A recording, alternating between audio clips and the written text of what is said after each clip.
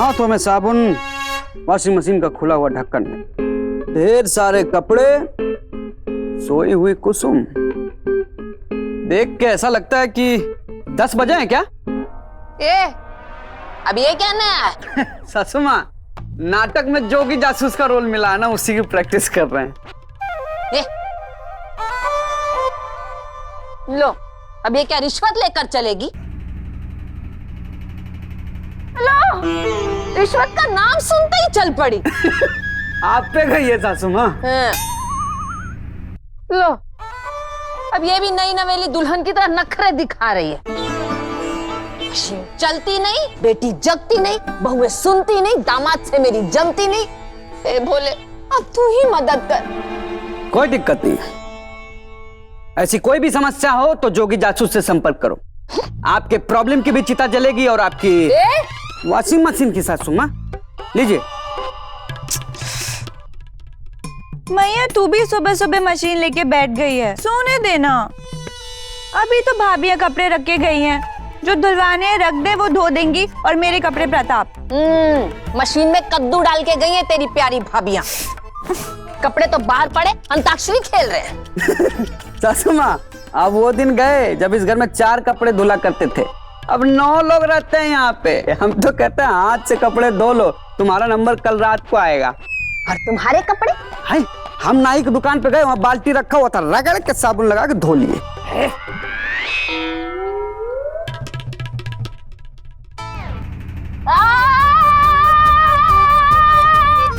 क्या हुआ मैया?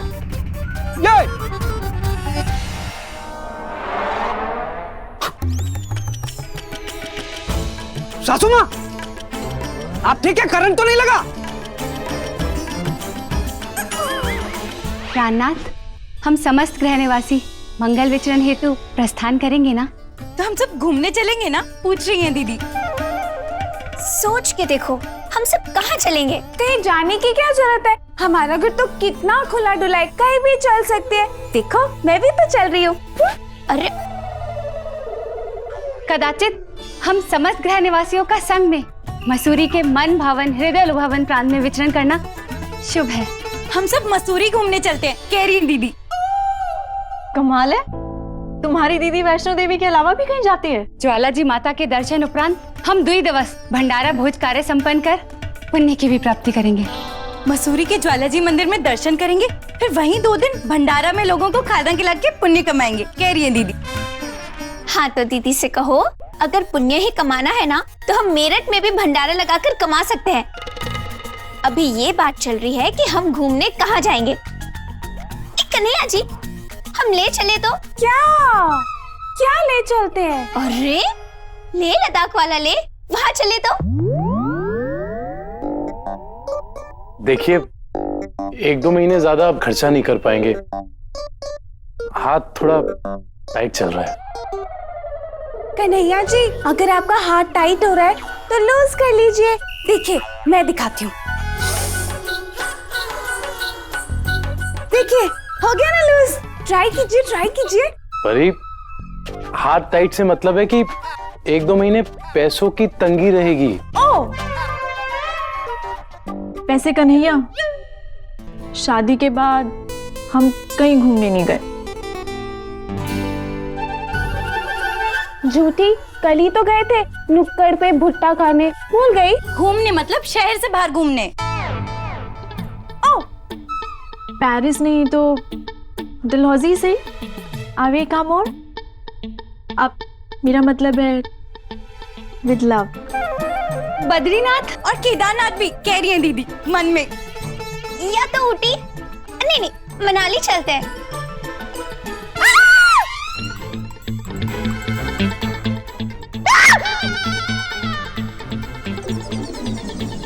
एक जगह मैं बताती हूँ,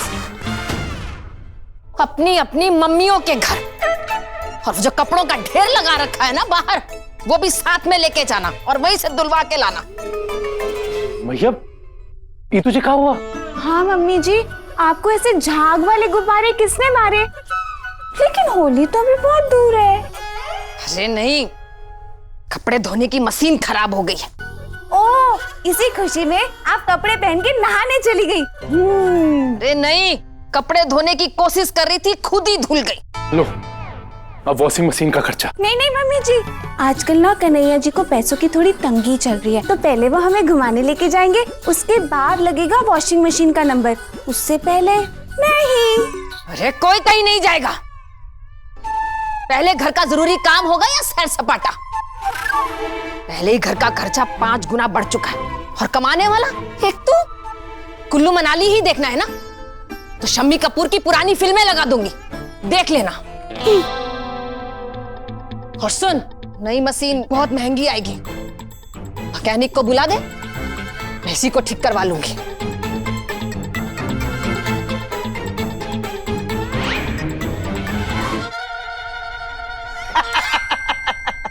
एक आदमी को 10 जन का खाना ठोसोगे तो मरेगा ही ना। अरे माताजी, एक कपड़े धोने की मशीन है, कोई गोलगप्पे की दुकान नहीं, तो पूरे दिन चलती ही रहेगी। इसके तो प्राण भी निकल गए। माताजी, एक नई मशीन ले लो। अच्छा, अभी तो ली थी 10 साल पहले। कुंती, अरे तुम लोग आ जाओ, आओ आओ आओ। क्या बात है, बहुत परेशान लग रही हो। कपड़े धोने की मशीन को रो रही हूँ, खराब हो गई है, और होगी भी। 4 आदमियों की मशीन में 11 आदमियों के कपड़े धुलेंगे तो सही तो होगी ही ना। 11? तुम 4, तेरी 5 बहुए, 9 हुए। वो परी और प्रेमा के 2-2 के बराबर कपड़े होते हैं। क्या सोचा था और क्या हो गया। क्या सोचा था? अरे सोचा था कि हम 4 लोग, लल्ला के ब्याह के बाद एक बहू आएगी, 5 जन मिलके खुशी खुशी जिंदगी काट लेंगे। लेकिन आ गई 5। अब मेरे लल्ला को तो 5 गुना किया नहीं भोले ने। एक अकेला कमाने वाला, सोचो खर्चे का कितना बोझ लेके घूमता होगा। अब बहुओं का मन है घूमने का, वो तो करेगा ही, हर किसी का करता है। लेकिन एक अकेला मेरा लल्ला उतने ही खर्चे में 5 को कहां कहां तक घुमाएगा। हर जगह जाकर 5-5 चीजें ऑर्डर करेगा। भैया 5 फलूदा देना, भैया 5 कुल्फी देना, भैया 5 सर दर्द की दवा देना। अरे इंसान को उतने ही पैर पसारने चाहिए जितनी चादर हो। यहाँ तो चादर से पैर बाहर आ रहे हैं, लगता है एक दिन चादर ही फट जाएगी। क्या हुआ? जुगाड़ कर दिया है, लेकिन कब तक ये मशीन चलेगी नहीं, ये मुझे मालूम नहीं। कितने पैसे हुए? जाने दो ना माताजी, आपकी हालत देख के क्या पैसे लो आपसे।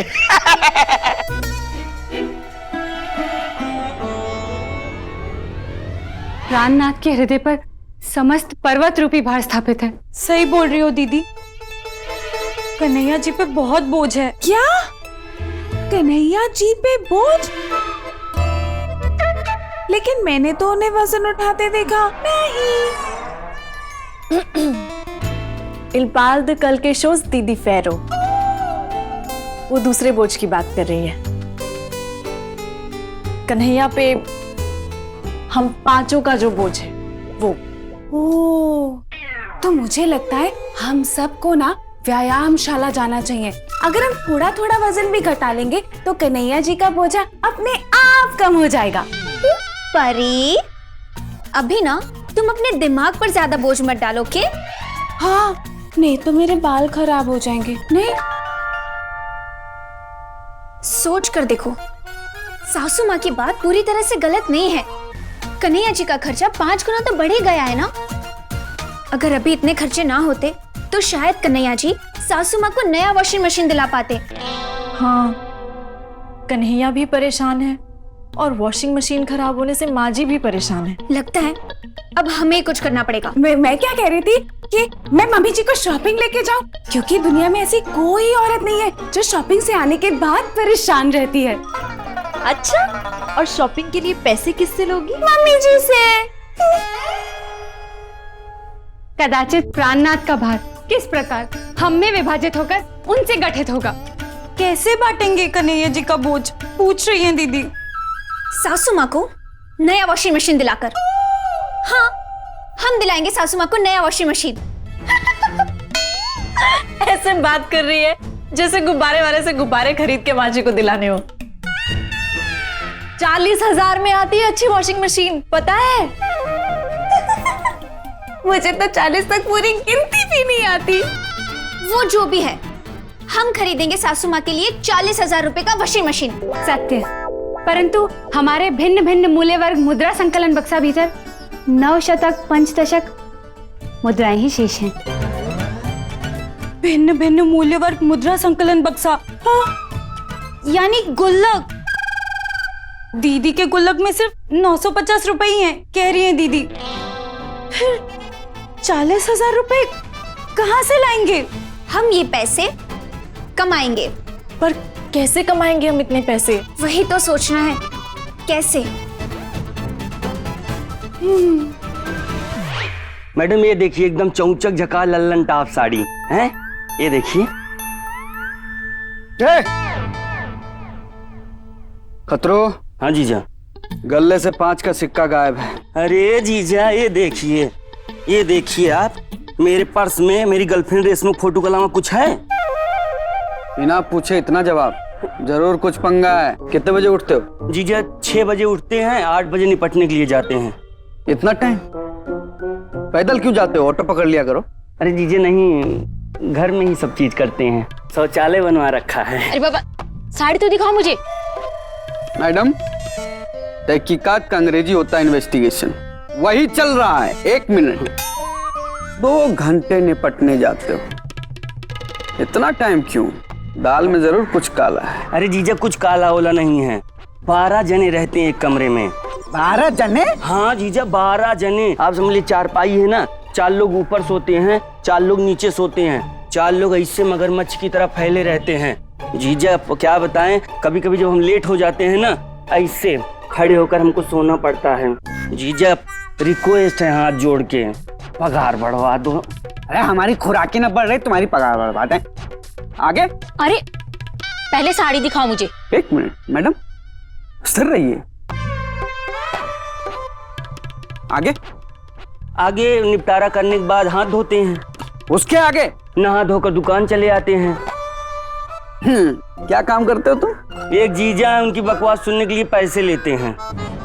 इतना टाइम पास चल रहा है, कब से मैडम कह रही है साड़ी दिखाओ साड़ी दिखाओ, साड़ी दिखाओ ना। साले साहब, गले से 5 का सिक्का गायब है। मुझे लगता है ये खतरू ने 5 रुपए की इमली खा गया। खाई होगी इमली, तुम हमारा बिजनेस काहे खा रहे हो?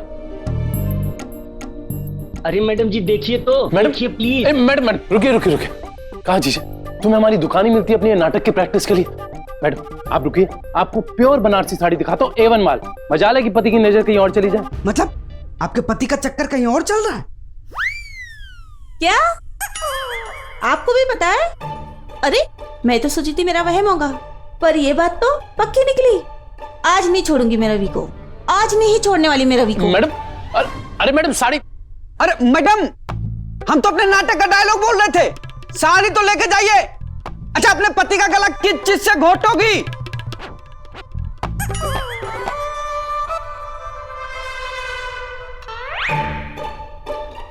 इस विषम एवं प्रतिकूल ग्रह दशा में कदाचित क्या प्रणय करें?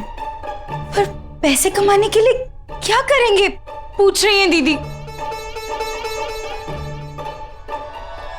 हाँ, मैं खाने के डिब्बे का काम शुरू करती हूँ, दीदी के आशीर्वाद से जरूर चलेगा। नहीं, उसमें तो बहुत सारी सब्जियां, सामान, मसाले इत्यादि खरीदने में ही खर्चा बढ़ जाएगा। कुछ और सोचो, सोच कर देखो। युक्ति? कौन युक्ति? युक्ति मतलब आइडिया, कह रही हैं दीदी। हम प्रति दिवस भिन्न भिन्न निकेतनों में पूजा अर्चना करके कुछ मुद्राएं अवश्य संचित कर लेंगे।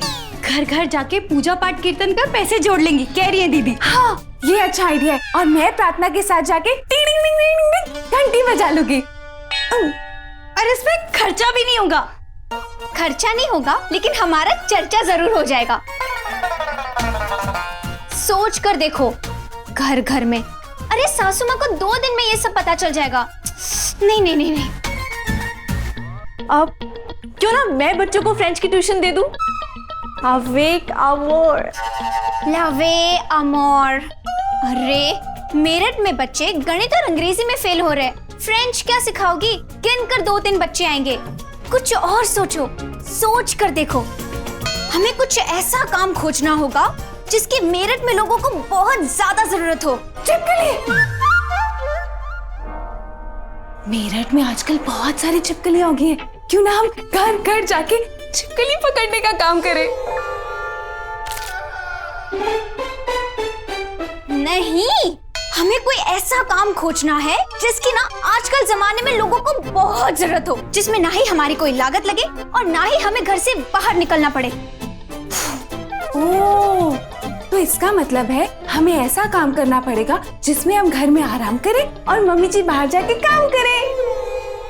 ओके।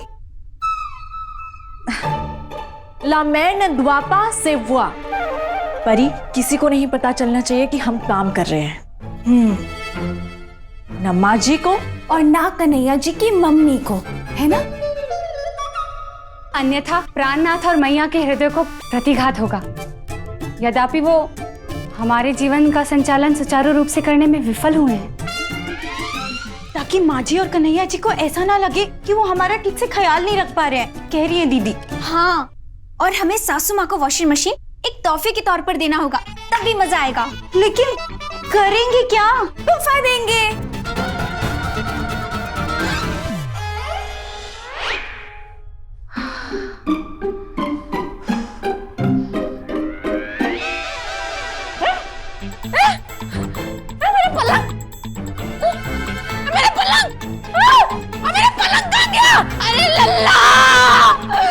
लल्ला जल्दी नीचे आ, मेरा पलंग, मेरा पलंग। क्या हुआ भैया?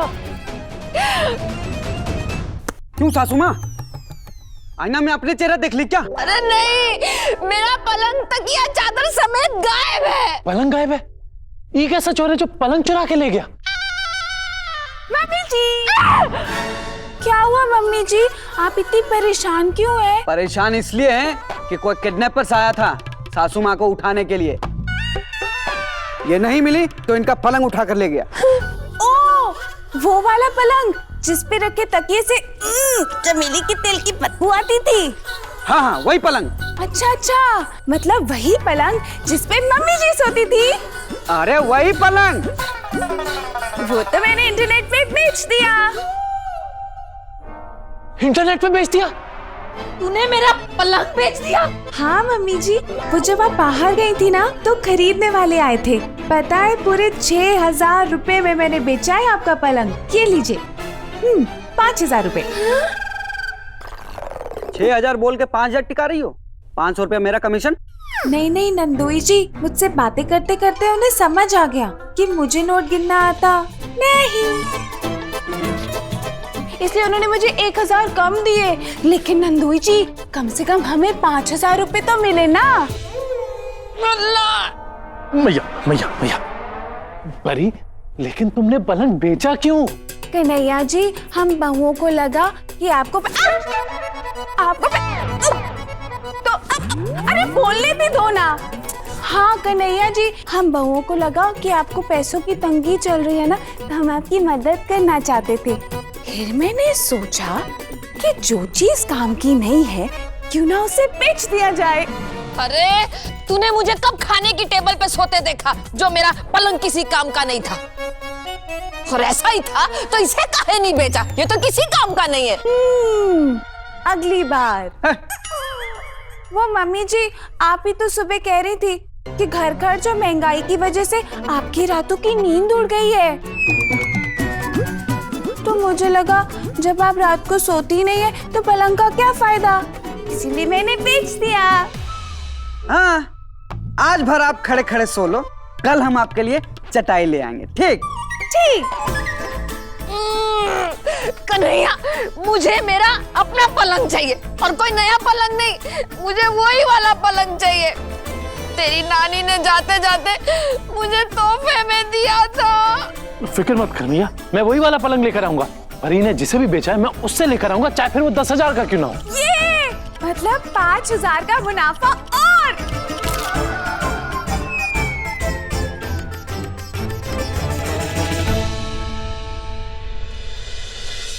मैं तो अगले महीने ना वैष्णो देवी जा रही। अभी तो गई थी। पिछली बार जब गई थी ना तो माता से गुहार लगाना ही भूल गई थी। इस बार जब जाऊंगी ना तो कहूंगी हे माता, बस